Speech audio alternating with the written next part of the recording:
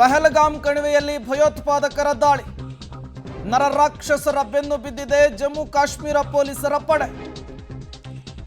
ಮೂವರು ಉಗ್ರರಿಗಾಗಿ ಪೊಲೀಸರಿಂದ ಈಗ ತೀವ್ರ ಶೋಧವಾಗ್ತಾ ಇದೆ ಎನ್ನುವಂತಹ ಮಾಹಿತಿ ಸಿಗ್ತಾ ಇದೆ.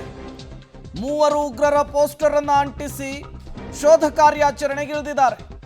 ಉಗ್ರರ ಸುಳಿವನ್ನ ಕೊಟ್ಟವರಿಗೆ 20 ಲಕ್ಷ ಬಹುಮಾನವನ್ನ ಕಾಶ್ಮೀರ ಪೊಲೀಸರು ಘೋಷಣೆ ಮಾಡಿದ್ದಾರೆ.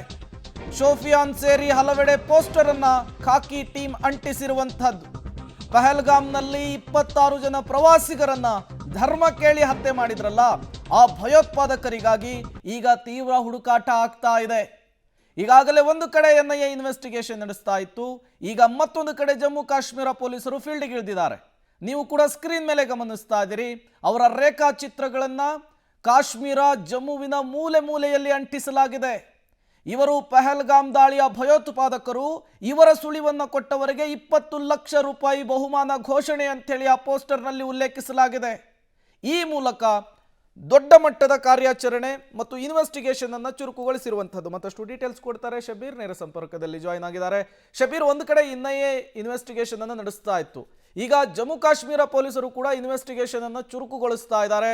ಪೋಸ್ಟರ್ಗಳನ್ನು ಅಂಟಿಸುವ ಮೂಲಕ ಭಯೋತ್ಪಾದಕರಿಗಾಗಿ ಹುಡುಕಾಟ ನಡೆಸ್ತಾ ಇದ್ದಾರೆ. ಹೇಗೆ ಸಾಕ್ತಾ ಇದೆ ಇನ್ವೆಸ್ಟಿಗೇಷನ್ ಅಂತ ಹೇಳಿ? ನೋಡಿ, ಈ NIA ಅಧಿಕಾರಿಗಳು ಕೂಡ ಒಂದು ಹಂತದ ತನಿಖೆಯನ್ನು ಕೂಡ ಮಾಡ್ತಾ ಇದ್ದಾರೆ. ಈ ಒಂದು ಭಯೋತ್ಪಾದಕರಿಗೆ ನಿರಂತರವಾದಂತಹ ಹುಡುಕಾಟವನ್ನು ಕೂಡ ನಡೆಸ್ತಾ ಇದ್ದಾರೆ.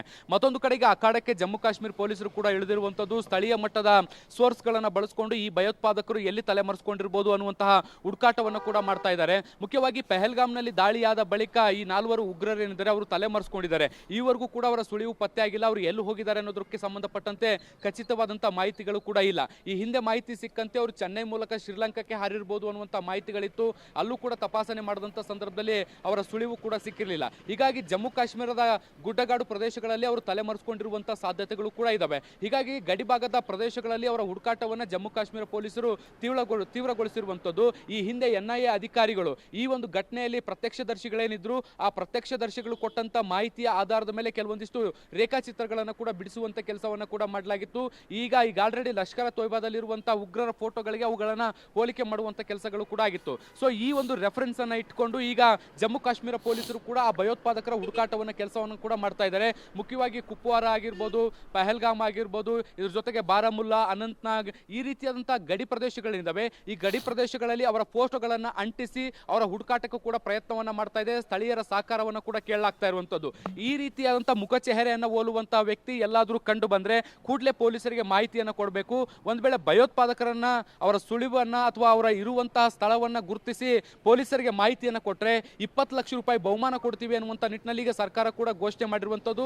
ಆ ನಿಟ್ಟಿನಲ್ಲಿ ಪ್ರಯತ್ನಗಳು ಕೂಡ ಸಾಗಿದ್ದಾವೆ. ಹೇಗಾದರೂ ಮಾಡಿ ಈ 4 ಭಯೋತ್ಪಾದಕರನ್ನ ಹೆಡೆಮುರಿ ಕಟ್ಟಬೇಕು ಅನ್ನುವಂಥ ನಿಟ್ಟಿನಲ್ಲಿ ನಿರಂತರವಾದಂಥ ಪ್ರಯತ್ನವನ್ನ ಮಾಡಲಾಗ್ತಾ ಇರುವಂಥದ್ದು. ಒಂದಲ್ಲ ಎರಡಲ್ಲ, ಬರೋಬ್ಬರಿ 26 ಜನರ ಪ್ರಾಣವನ್ನ ಬಲಿ ತೆಗೆದುಕೊಂಡಿರುವಂಥ ಈ 4 ಉಗ್ರರು ಕೂಡ ಈಗ ಇಡೀ ಭದ್ರತಾ ಪಡೆಗಳಿಗೆ ಚಾಲೆಂಜ್ ಆಗಿರುವಂಥದ್ದು. ಯಾಕೆ ಅಂದ್ರೆ ಘಟನೆ ನಡೆದು 21-22 ದಿನಗಳಾದರೂ ಕೂಡ ಅವರ ಸುಳಿವು ಇನ್ನೂ ಕೂಡ ಸಿಕ್ಕಿಲ್ಲ. ಹೀಗಾಗಿ ಹೇಗಾದ್ರೂ ಮಾಡಿ ಅವರನ್ನ ಹಿಡಿದು ಅವರ ಹೆಡೆಮುರಿಯನ್ನ ಕಟ್ಟಬೇಕು ಅನ್ನುವಂತ ನಿಟ್ಟಿನಲ್ಲಿ ನಿರಂತರವಾದಂತಹ ಪ್ರಯತ್ನಗಳು ನಡೀತಾ ಇದ್ದಾವೆ. ಪ್ರೇಮ್,